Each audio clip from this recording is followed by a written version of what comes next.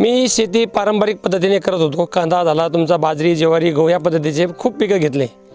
सैनिकातून निवृत्त झाल्यानंतर अशा प्रकारची पारंपरिक शेती करत असताना कांदा हा माझा खूप चांगला जोमाने चालला होता. परंतु कांद्यात बेनिफिट एवढं होत नाही. त्या पद्धतीने मी कृषी अधिकारी यांच्या थोडे संगनमताने त्यांनी मला सांगितलं की यामध्ये तुम्ही एकदम चांगलं, तुम्हाला काही कमी खर्चाचं असं एक पीक सांगतो, त्या पद्धतीने तुम्ही ते पीक घेऊ शकता. त्यांनी मला जिरेनियमविषयी अद्ययावत केलं.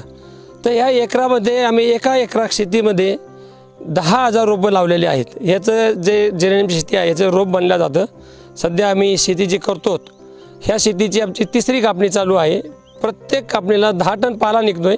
10 टन पाल्यामध्ये तुम्हाला पर लिटर एक टनाला 1 लिटर ऑइल निघतं आहे. त्या लिटरची किंमत मार्केटमध्ये 11.5 ते 12,000 रुपये आहे. या पद्धतीने शेतकऱ्याला 3 महिन्यामध्ये 1,20,000 ते 25,000पर्यंतचं उत्पादन होतं आहे. खर्च वजा जाता खर्च याला नगण्य आहे. पूर्ण पद्धतीने सेंद्रिय शेती केली जाते. यामध्ये आम्ही घरच्या घरी जे जैविक वापरले जातं त्याचा उपयोग करून इतर कोणत्याही प्रकारचं खत वापरत नाही, खर्च करत नाहीत. दर 3 ते 3.5 महिने त्याची कापणी करायची. या पद्धतीने वर्षाला तुमचे 3 ते 4 लाख रुपये उत्पन्न, निव्वळ उत्पन्न होतं आहे. कोणत्याही पद्धतीचा याचा खर्च होत नाही. आणि याला सुरुवातीचा खर्च रोपाचा 10,000 रोप घेतलं तर आम्ही 5 रुपयाला आणलं होतं, पण आमच्या नर्सरीमध्ये आम्ही आता 4 रुपयाला देतो. त्या पद्धतीने 40,000 ते 50,000 रुपये रोपाचा खर्च होतो. भारतामध्ये याचं कमीत कमी आयात 250 ते 300 टन केलं जातं. आणि भारतात ही शेती 10 ते 12 टनच शेती केली जाते. बाहेरून आपल्याला आणल्या जातं. लाखो एकर शेती जिरेनियम खाली जरी आली तरी यामध्ये सगळ्या शेतकऱ्यांचा फायदा होईल आणि भारतालाही बाहेरून आयात करण्याची गरज भासणार नाही.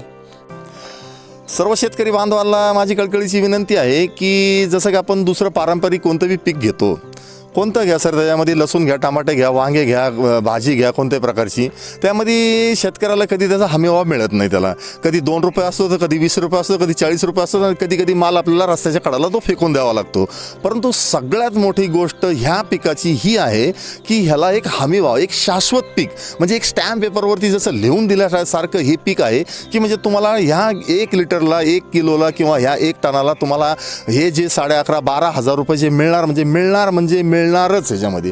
आणि ह्याच्यामध्ये एक दुसरी सर्वात चांगली गोष्ट ही आहे, सर्वात मोठी गोष्ट आहे, जेवढं तुम्ही मेहनत करता याला, जेवढं तुम्ही खत पाणी संगोपन वगैरे, जेवढी जास्तीत जास्त मशागत वगैरे सांभाळताल, तेवढं हे पीक वर्ग म्हणजे जास्त जोमाने हे होतं, काय म्हणतात त्याला, फळतं ते.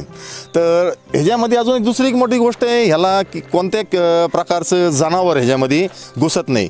म्हणजे जनावर म्हणजे इवन ज्याला आपण एक रानडुक्कर म्हणतो, ते रानडुक्कर सुद्धा ह्याच्यामध्ये म्हणजे येऊ शकत नाही. ह्याच्यामध्ये बाकीची म्हैस, तुमची बकरी घ्या, तुमची गाय घ्या, हे कोणी ह्याला खात नाही. एबीपी माझा, उघडा डोळे बघा नीट.